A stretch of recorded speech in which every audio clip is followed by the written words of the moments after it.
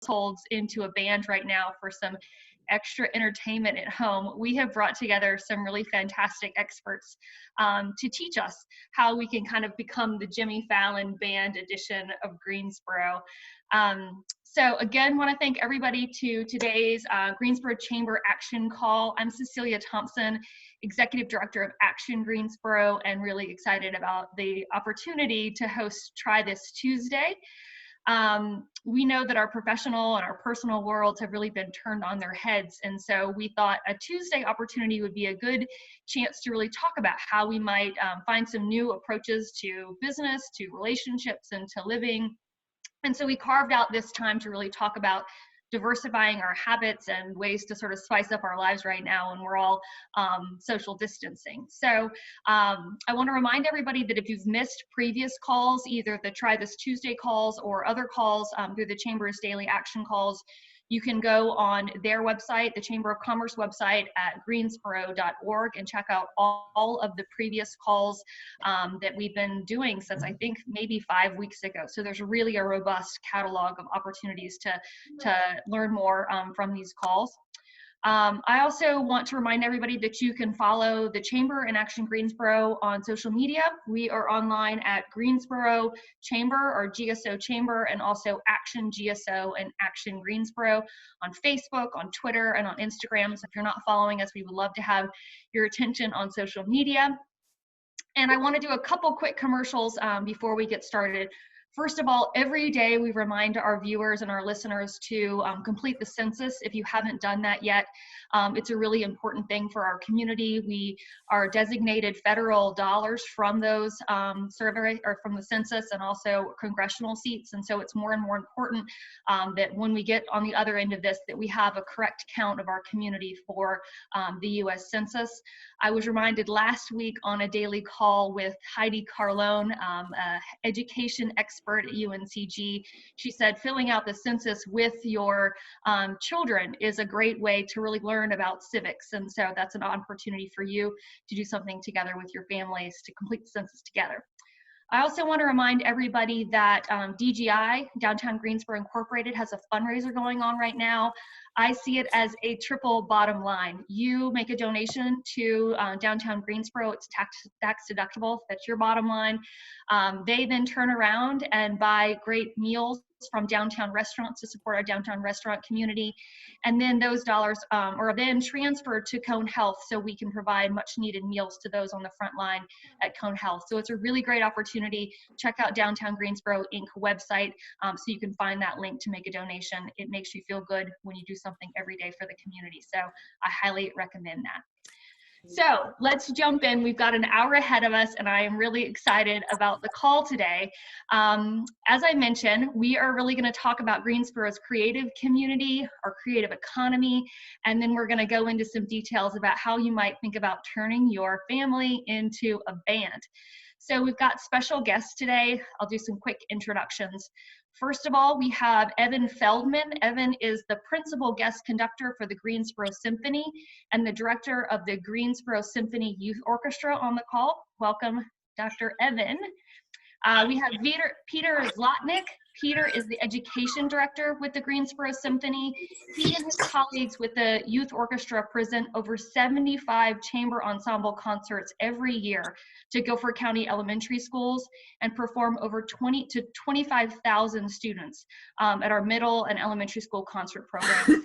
That is really unbelievable what the Greensboro Symphony does through their youth programming and education programming. Sometimes we only think about the performance side of having professional artists perform, but they're really integral in our school system, really teaching the value of arts and education in our school system. Peter is also on his side gig is the principal timpanist for the Greensboro Symphony. So he's going to bring out the timpani today, I think, a little bit with the homemade instruments. We also have Ryan Deal on the call. Ryan is Greensboro's new Chief Creative Economy Officer for the city of Greensboro. And of course, Ryan is a proud alum of UNC Greensboro. Welcome, Ryan. And then we also have my friends Jessica Mashburn and Evan Olson. They are the singers and songwriters and performers of the acoustic pop duo AM Rodeo in Greensboro. If you haven't seen them before, you have a real opportunity for a treat today to hear them and then find out where you can find them all around town and all on the internet right now performing. So those are our really awesome guests today, and I'm just so thrilled that within 1 week they all agreed to jump on this call to have a little fun with me. So welcome, everybody. I want to start off by chatting with Ryan first, so we can get a sense for what our creative community looks like. And so Ryan, our guests today, I think, are a little bit of a sample of the creative community. Can you share a little about the economic impact of Greensboro's arts community and what your job is at the City of Greensboro? Sure. Thanks, Cecilia. I'm really pleased to be here in such great company. When we think about the impact of the arts and culture in our communities, I think folks are generally pretty comfortable thinking about and talking about intrinsic benefits like healing and imagination and connection and entertainment and an opportunity to find a reflection of yourself in something creative or learn something about other people. And those are all really important and valuable parts of arts and culture. And we see our creative community reflecting and demonstrating that regularly. But one of the elements that I think we're sometimes less familiar with or less comfortable talking about is the very real economic impact that our arts and culture community has. We have good friends at Americans for the Arts in Washington, D.C. that conduct an analysis of this impact nationwide about every 4 or 5 years. The most recent data we have right now is from 2017. It'll be time to refresh this data pretty soon, which will be interesting. But they look at the impact of the nonprofit arts and culture community in particular as a subset. And they work with economists to develop an input-output modeling process so that the data is specific to the study region. And so there's no, standard multipliers used here. It's very real local data. And their analysis concluded that in 2017, the total spending or the total economic impact related to nonprofit arts and culture in Guilford County was $162 million a year. And so there's 2 primary elements to that number. The first is the spending that our nonprofit organizations do themselves to conduct their business. And that was $67 million a year. And then there's the spending that audiences do with event-related purchases. And this is something that's really specific to, I think, the creative community. You think when you go to an event or a concert or a play, there's generally a meal before or after, maybe dessert and cocktails at the end of the night. Perhaps you go home and pay a babysitter for their services to provide childcare. Maybe you purchase some merchandise at the event. Sometimes it includes an overnight hotel stay. All of these obviously are dollars that are injected into our local economy. And in this last study set, that was $95 million a year in event-related spending. Folks who said, were it not for going to this arts and culture event, I wouldn't have spent this money. So that's a huge economic driver. Those are dollars that turn several times in our local community before they seep out. And America. So Ryan, go ahead. No, go ahead. So when you talk about audiences, obviously right now that's a challenge for all of us.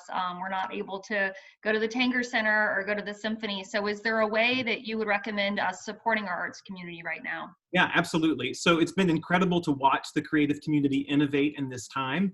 Many of them are offering virtual programs, sort of like what we're experiencing today. And we at the city's Office of Arts and Culture are partnering with our friends at Arts Greensboro to publish a daily digest of these creative virtual programs. We're calling it the Greensboro at-Home Arts and Creativity Guide. You can go to the City Arts Facebook page or the Arts Greensboro Facebook page and find a daily update to this digest. Today, there are 45 programs listed on the digest. Some of them are time-specific, others of them are evergreen and always there. There's things for all ages, guided art activities for parents and their kids, more adult programs. If that's your speed, we've included all those details on the guide. So that's a fantastic place to start. Awesome. Well, we really encourage everybody to check out those opportunities to support the arts, to find ways that you can connect with artists in our community and really all around the world right now. And Ryan, we really appreciate everything that you're doing to bring everything together and lead this charge right now.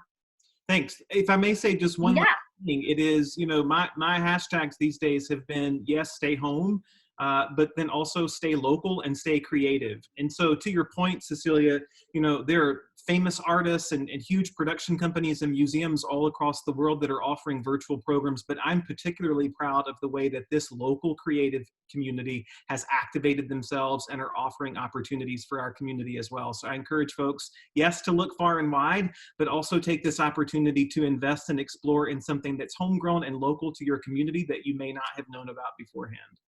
Absolutely. Whether it's Jessica and Evan online, or I think there was a young fellow in my neighborhood the other day that was doing a porch concert on Facebook Live. So regardless of age or variety of art, there's just so many opportunities to plug in and support, whether that's just a view on a website or, Instagram Live, whatever it is, or sending a tip or buying an admission to an online concert. I think this all really adds up, and we'll look forward to those new numbers in terms of the economic impact. But that's so important to our community, and we wanted to highlight that today. Thanks. Awesome. Well, I know Ryan is an artist too, so hopefully he'll stick around and pick up some new tricks. So now we're going to go into the side of this call on how do we sort of frame creating a family band. So regardless of age in our family or the number of people living in the house, how do we start this process of thinking about, we have no instruments in the house, all I have is maybe a cheese grater and a whisk and an iPhone. So Evan Feldman, I'm going to ask you, where do we start? How do we frame this notion of, it's Saturday afternoon, maybe it's raining, maybe it's not, and we're like, we got to do something. Where do we start? So, boy, there's so many kind of approaches we can take, but let's take the approach of what we often call found instruments or found percussion. So that's the scenario where no one in the group, in the family, plays an instrument. There's no flutes or clarinets lying around that anyone knows how to use. Although if you don't know how to use a flute, you can always bang on and you'll get an interesting sound. That's kind of what we mean by found percussion. And Peter can probably back me up here that some of the great instruments that percussionists use these days came by just random hitting things and going, oh, that makes a really interesting sound. I wonder if I can mount 5 of them and then create a new instrument. And that's really what we're talking about now, which is the first step is to go around your house with, say, a pencil and just kind of tap on stuff that you don't mind tapping on and seeing what sort of interesting sounds you get, whether they're called pitched sounds, meaning they sound like a note that you might sing, or whether they're unpitched sounds, which is like a, that's unpitched, right? You wouldn't sing that, but something like, you can hear dom, dom, dom, dom. There's an actual pitch to that. And Peter, I think you probably have some examples of all of these, or both of these, pitched and non-pitched. Maybe we can tag team here and you can show us a couple of those. Yeah, so I think you can think about it a couple different ways. If you're starting at home and you don't have any traditional instruments, you can either think about, well, there's a sound I want to make. What can I find that can make that sound? Or you could start with a thing and figure out what kind of sounds can this thing make. And so you'll get different sounds if your thing is made out of plastic or metal or wood or paper or something else, or cloth, right? And you can also get different sounds based on the way you are playing it. So if you're playing it with air, like trying to get a sound out of it that way, or maybe by striking it either with your hand or maybe with another thing, a chopstick. Some things you can shake if you've got, like leftover plastic Easter eggs and you want to put some things in it. Although I know now we're sort of conserving all our dried beans and rice to see how this lasts. But, or you can play it by scraping, which could be something just like, or one of the things I like to use that you can make at home is sometimes called a super ball mallet, because you take a super ball that just bounces, right? And you can stick it on a nail file and then you can have it sort of sticks in there. I cut this one in half, so it's got a little bit more of an edge to it, but you can scrape it or strike something with it. And then you can alter the sounds of your things as well. Maybe if you've got bottles or containers, you can fill them with water or sand, and that will change the sound of that thing. Or you can change how you're playing it. If you're scraping it, you can scrape faster or slower, or press harder or lighter. So those are a few ways you can try to get different sounds out of things in your house. So Evan, or Peter, it sounds like you could take anything from like a Parmesan cheese tub or a water jug or like a pretzel jug and beat it in different ways. Are there other kitchen items that you might pull out of the drawers to think about different sounds? I know that you've used a whisk before. Yeah, one of the fun things about this with the whisk is that you could both strike something with it, or you could scrape something with it, or you could actually pluck it itself if you wanted to. Do you find that most items that you use are in the kitchen, or do you have other places where you source items? You mentioned the Super Bowl and the nail file. Are there other places that you've found handmade instruments? Yeah, definitely. So being a percussionist, you know, for actually thousands of years, as Evan was saying, it's sort of been our job to find things and see what they sound like. And so sometimes composers will actually tell us to go shopping at various home improvement stores or junkyards and find, you know, an old brake drum off a '59 Ford or something like that, and play it. In general, for folks at home, I would recommend finding a thing and try to make 1 or 2, maybe 3 different sounds out of that thing. That way you don't need to think you need a whole room full of stuff. But if you can get like a higher sound and a lower sound, that's cool. If you can, maybe you strike it in a different place, like in the middle versus the edge or something like that, you can get a couple different sounds. It gets you a little more variety without feeling like you got to get a whole ton of stuff. So what I'm hearing is don't empty out all the drawers and try to make a sound with every item. It's really find a couple items and experiment about how you could make different sounds with those items. Yeah, you know, and maybe a different day you take out a different thing. That sounds like fun. Every day, every morning, find one thing to make a sound out of. I hear the parents wondering how many sounds will it be. Evan, you have mentioned that there are sounds that you can find on your phone or your tablet. Can you tell us about apps and things like that? Yeah, and just to follow up a couple things what Peter was talking about, other things around the house, flower pots. If you have empty flower pots, they tend to resonate really well, and you can hit them in different spots. And if you've got empty water bottles, whether it's just plastic ones or even glasses, and you fill them with water, you can essentially create pitched instruments. You put more or less water in, and you get different pitches. Like here's, I'll put more water in the same glass. I get a slightly different pitch. So I wouldn't recommend doing this really quickly while you're trying to play, but if you get a series of them lined up, you can essentially create a little xylophone. So you got lots of options in that. So one way to do this in terms of electronic instruments is you can just use your, I mean, there are actually in existence iPad bands or iPad orchestras where there's 20 people and they all have different instruments bunched up on their iPad, and they just create different sounds, essentially like electronic music. So certainly your entire family can have an app, either an Android or iPhone or any other platform, and just kind of create sounds. There's a million apps out there. I'll just show you 2 or 3. And as I'm pulling one up, all of these can be combined with the found instruments. So for example, these can be really good at creating like a funky bass line. And then you loop that funky bass line, and then you start layering flower pots and cheese graters and things on top of it.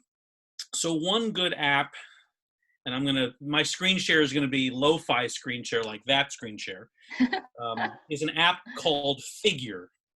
The icon is this, I don't know if you can see, oh, that's too bright, isn't it? Oh boy. is that easier to see? Figure is right there. It's kind of yellow. That's what the what it looks like. It's literally called Figure. And so it essentially lets you layer drum, bass, and kind of a melodic voice on top. It's the kind of thing where it's not, you just kind of have to mess around with it and you can create all sorts of interesting sounds. The good news about it is that you can't sound bad. It's designed to let you sound good no matter what you do. So for example, I've got patterns up here and I'm going to click the drum icon if you see at the top there. Right now, I think bass is selected, but I'll click the drum icon. And it gives me just like kick drum, bass drum. By pushing them, I get different sounds. And then I can record a loop.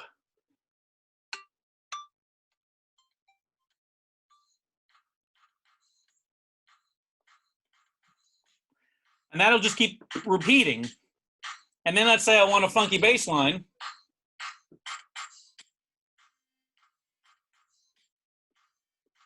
That'll loop. I don't know if you can hear that looping.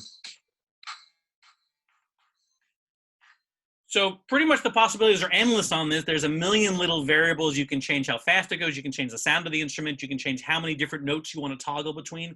If you just want the bass line to be dum, dum, dum, dum, dum, dum, and you only want to choose between 2 notes, you can do that.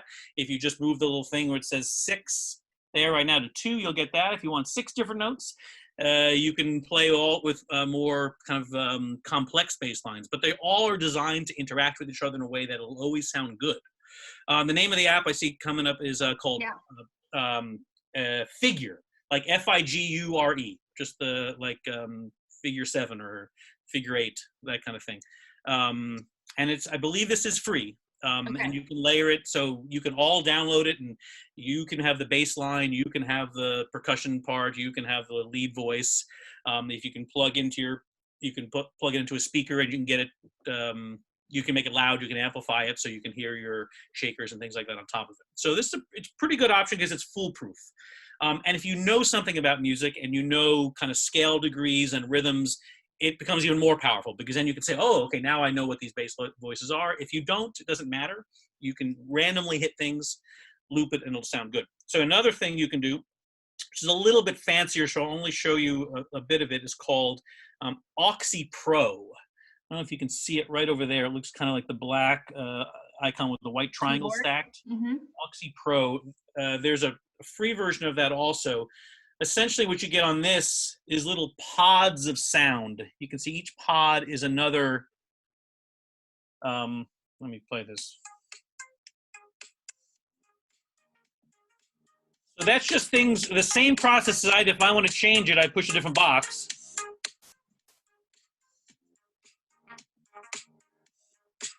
You can hear the bass just changed.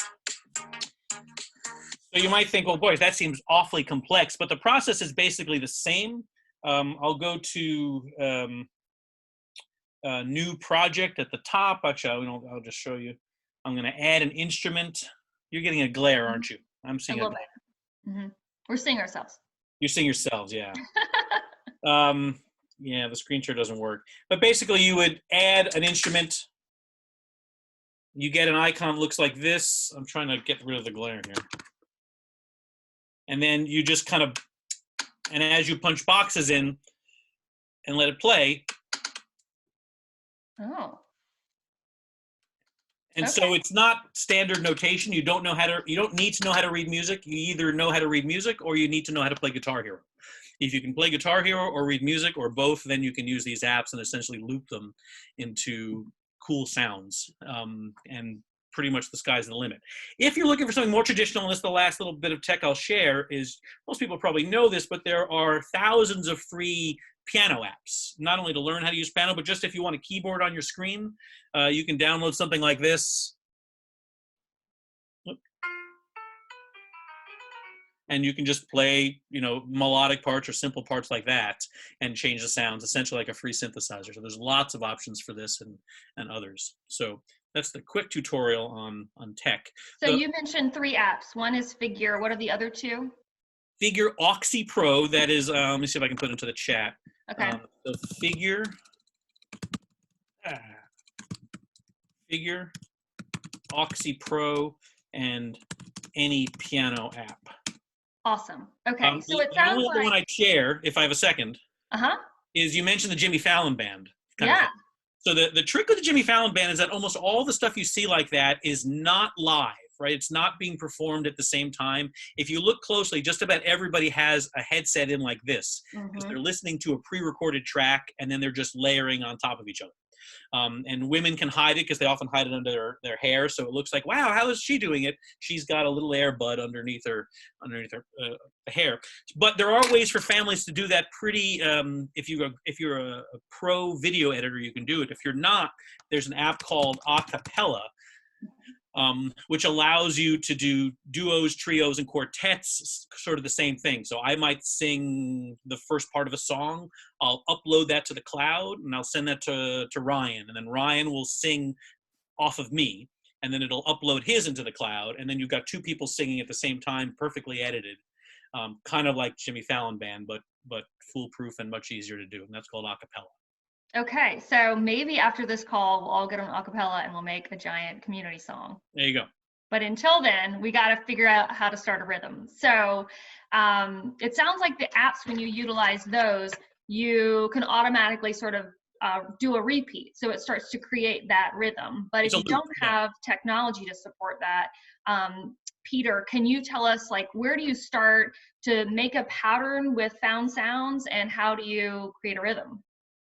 Well, there's a lot of different ways you can do it. One of the ways that I would recommend for people at home who are interested in doing a family band or something like that is you probably have a song that you're interested in doing, or a song that everybody in the family knows or likes well enough, like, to want to do and sit in the same room with each other. So if you're basing it off a song you've heard before, that can be a good thing to do.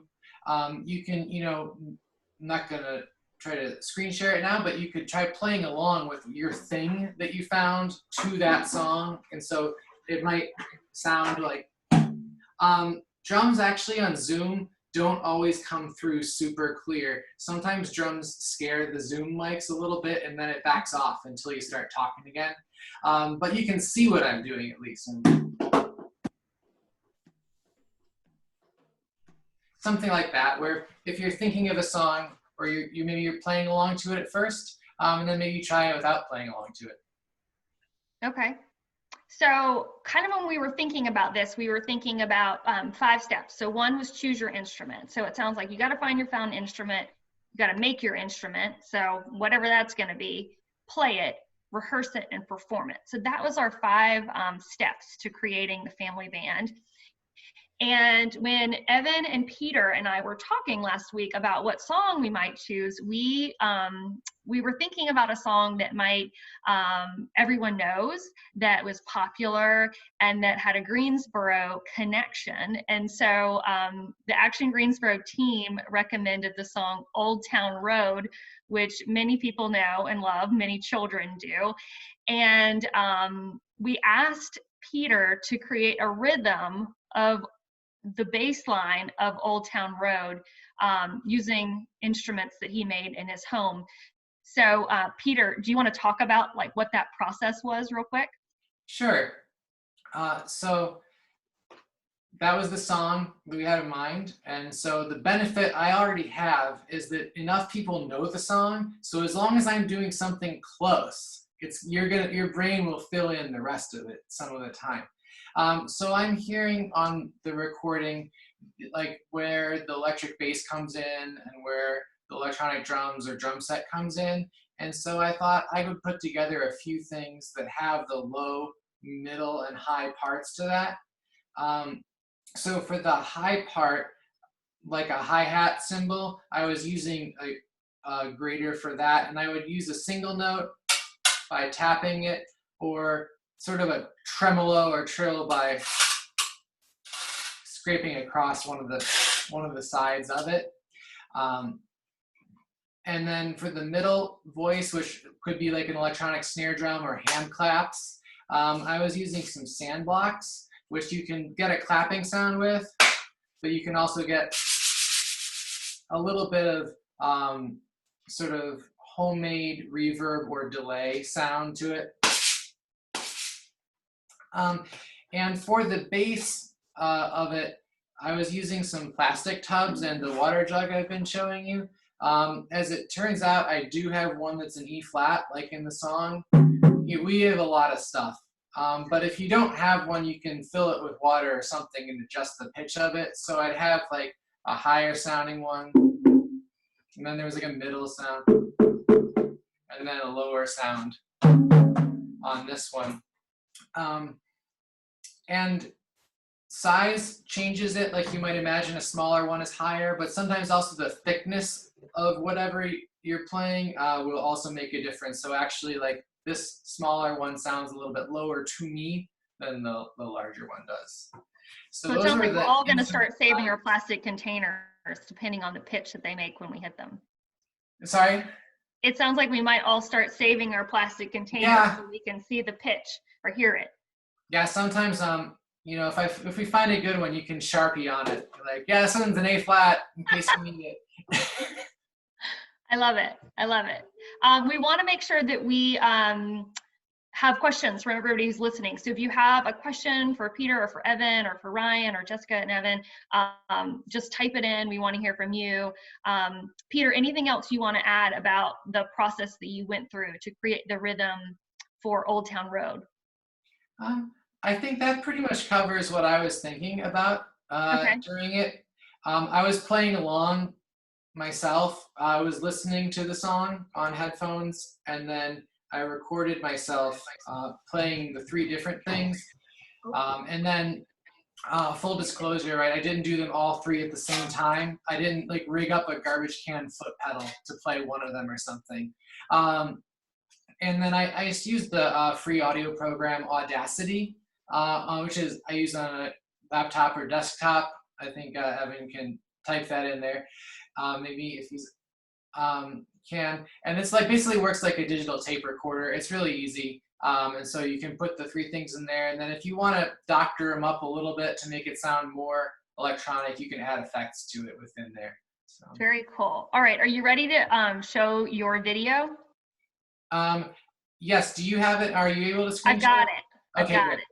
All right. So we're going to see if this works and see if we can play Peter's bass to Old Town Road.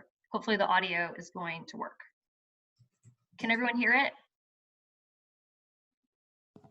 We don't hear it, Cecilia. Oh gosh. Okay, we had a little trouble with this before earlier. You need to share computer audio when you share the screen. Yeah, it's I'm seeing a different version of this than I did. Oh, here we go. I got it. All right. Sorry for the glitch. Let's try this again.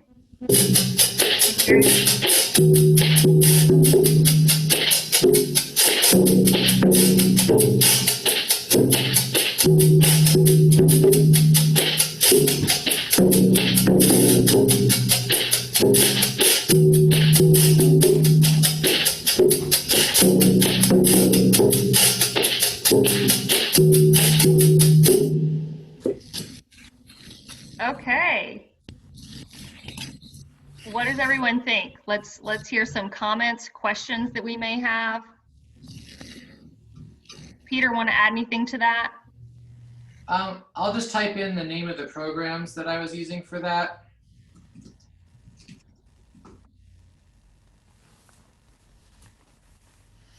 Okay. All right. When I first heard that, I was like, where did this come from? I was so excited about the cheese grater and the whisk. So it sounds like the key, if you're not an awesome percussionist like Peter, that is listening to the song, really thinking about the different sounds within the song and creating your own rhythm on top of it, and then maybe slowly turn the volume down so you start to create your own before you add the vocals in. So the next step in our process when we were creating our band virtually is I called my friends Jessica and Evan, Evan Olson and Jessica Mashburn with AM Radio, and I said, is there any chance that you would be willing to take a homemade instrument bass line rhythm of Old Town Road and turn it into a song? And Jessica first said, I don't know that song. And so she said, let me ask Evan. And so one of the most remarkable things about our artist community is this ability to be nimble and to learn a song really quickly. So I wanted to ask Jessica and Evan, how did you, not knowing this song and only having the rhythm and listening to, I guess, the recorded Billy Ray Cyrus, Lil Nas song, like how did you then frame what you did to overlay the lyrics? Well, I knew it. Okay. I hadn't heard it, but luckily I had heard it before, and I was all in for it. I thought it would be a fun project, so I got the track and I loaded it into my software, and then I added some tones. And that was fun because, like Peter was showing you before, I got some glassware around the house, and I filled it with water to the appropriate pitch of the chord progression, and just went from there. Important So if you had other people in the house and you wanted them to maybe add to your song, how would you maybe go about that? If you had a couple children and they had whisks and other things to sort of beat around, how would you maybe instruct that? Well, I think the really important thing to do is to make sure that everyone knows that they have their own unique part that is a contribution to the entire song. To make it work, everyone has to cooperate and listen to each other. That's the most important thing, is listening to each other. That sounds like a life lesson too. Yeah, it's true. But, but it's not about your individual part. It's about everyone's part as a whole. So, okay. I wanted to add to that. It's important to remember that we also have our own unique human sounds that we can use, like that kind of thing. Everyone has their own unique human sound. So that can actually be a musical element as well. But, so would you take maybe so you and Jessica were starting this and you had one rhythm that you had making either a human-made sound or otherwise, would then Jessica add to that? And if I were in the room, would I then add another layer to that? Yeah, exactly. By listening to the usually, not all the time, but usually it does start with the bass and drums rhythm, the rhythm part of the song. And then by listening to that, getting a feel for the rhythm, someone else can add another rhythm that fits, or a melody if they have something that has tonal elements to it. Very cool. Very cool. All right. Anything else you want to add about how you turned a foreign video of Peter playing a cheese grater into Old Town Road? It was fun. Music is fun. I encourage everyone to give it a try. Okay. All right. Let me pull up my my video here of you guys, and then we're going to share Jessica and Evan's rendition of Old Town Road using Peter's rhythm that he created with homemade instruments. So with that said, let me see if I can do this. Here we go.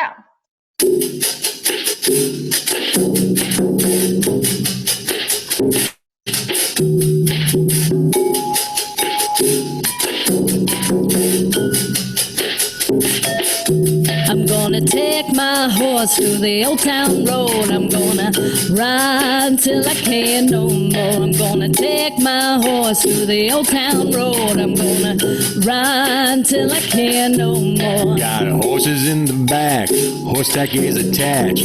Hat is matted black, got the boots that's black to match. My life is a movie, bull riding is groovy. Cowboy hat from Gucci, Wrangler on my booty. Taking my horse to the old town road. I'm gonna ride till I can't no more. I'm gonna take my horse to the old town road. I'm gonna ride till I can't no more.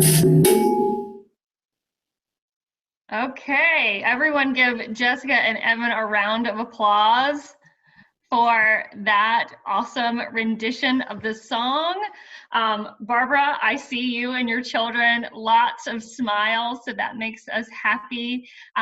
Anyone else have questions? Questions for Peter, for Evan Feldman, for Jessica, for Evan Olson, for Ryan, about how to make music at home? Okay, we're seeing a lot of bravos, great.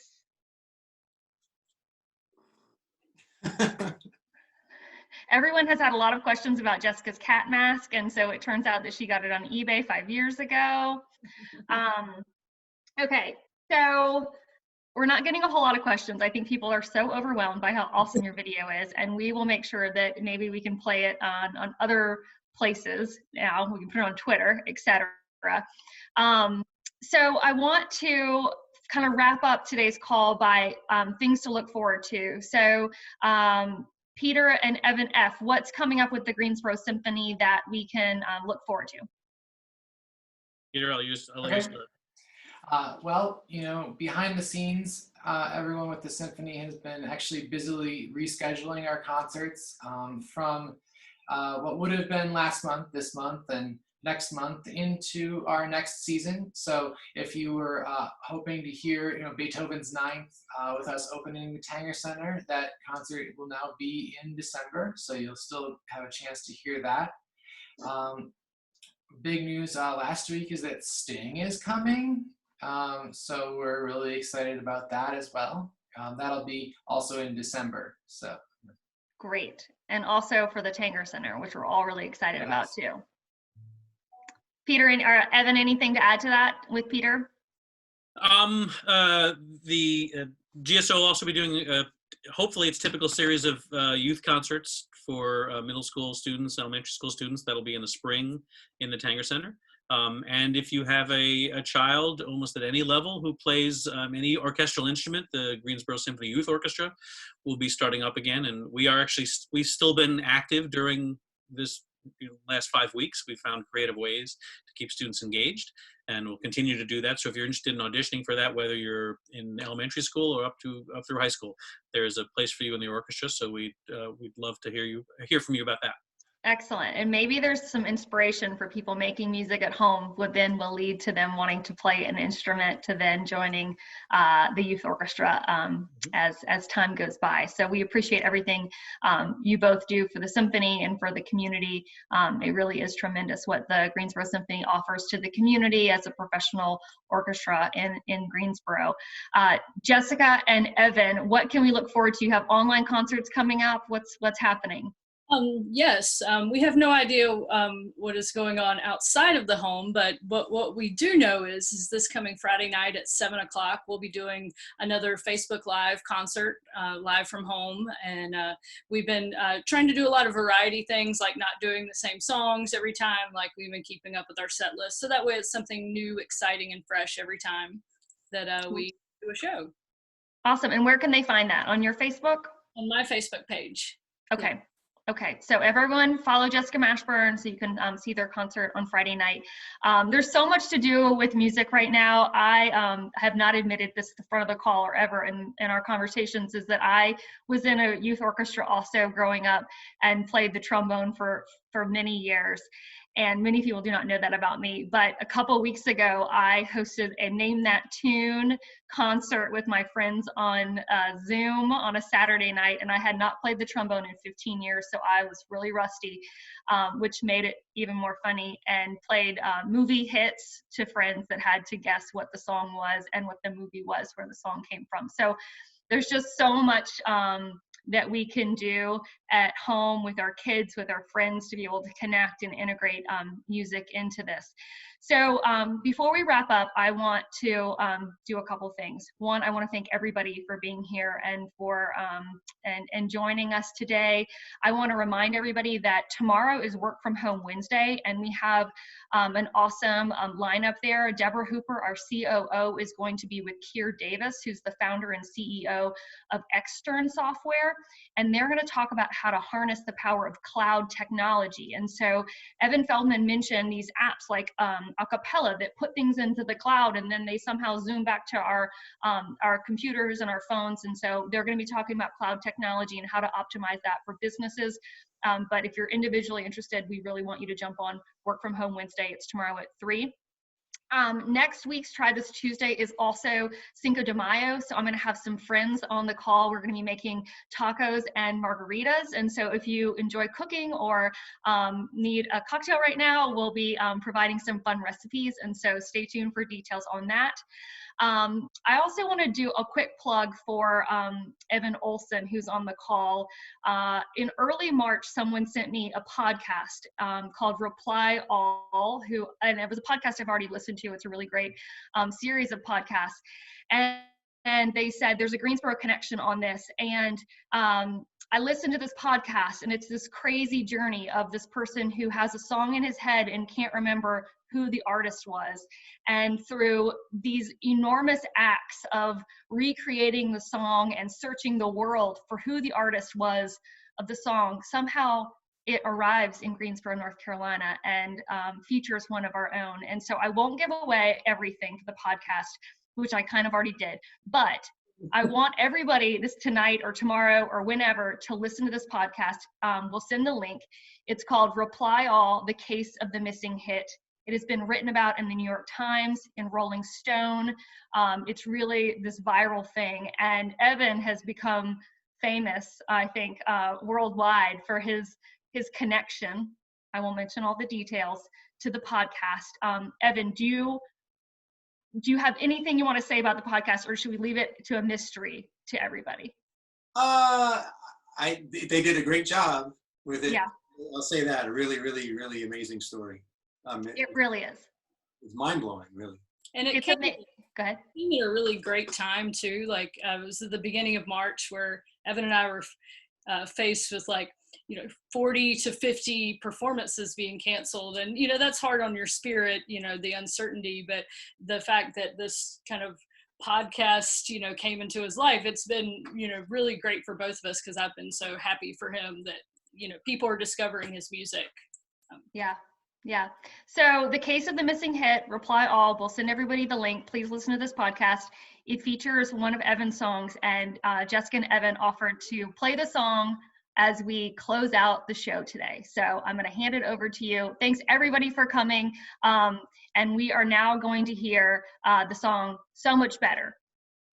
I hope that gate doesn't kick in. We'll give it a try though. Okay.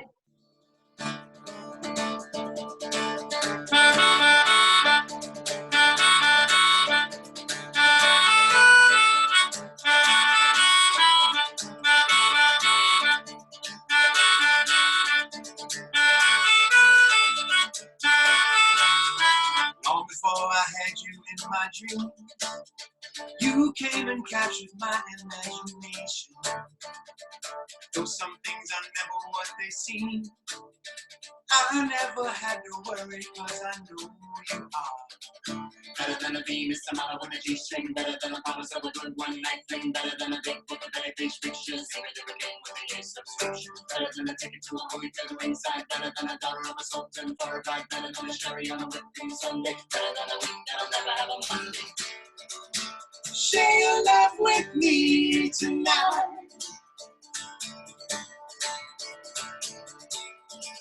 I wanna feel that love.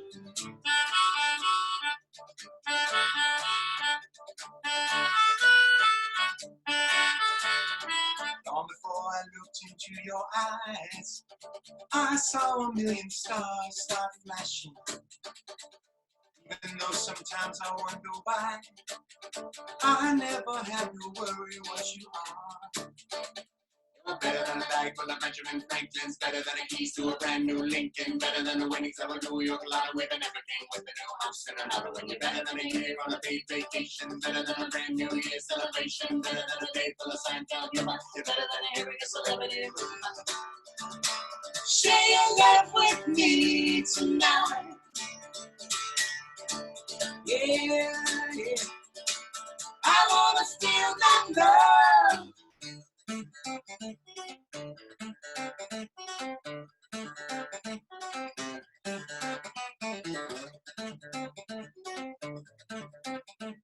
Share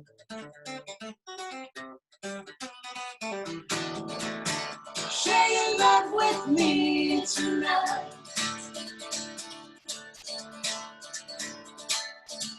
I wanna feel that love.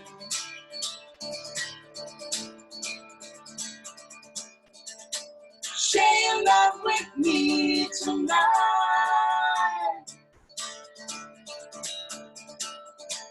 I wanna feel that love.